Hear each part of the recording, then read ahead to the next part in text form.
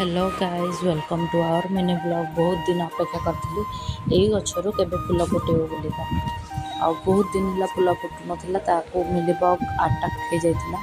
तो आपण को मुझे देखी भी लिंब पानी स्प्रे करूँ से भल ग्रो करुच्ची से पोक भी आउ होनी।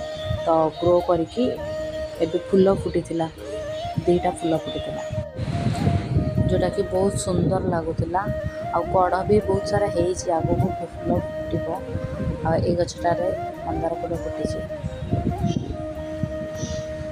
रेड कलर मंदार फुल जोटा कि देसी भेराइटी जोटा बड़ था सेटा हाइब्रिड भेराइटी था। यहाँ भी देसी भेराइटी ही डाल ग्रो कर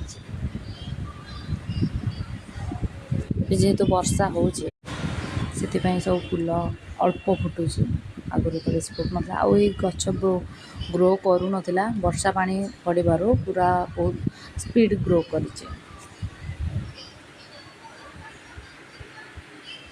अपराजिता फुल मझे मझे बेसी वर्षा हो गले टी कमी जाऊँ फुल फुटा आज तो फुटी अल्प किसी फुटे एवं व्हाइट कलर फुल फुटा कमी जा। ठीक अच्छे गाय देखा नेक्स्ट वीडियो रे।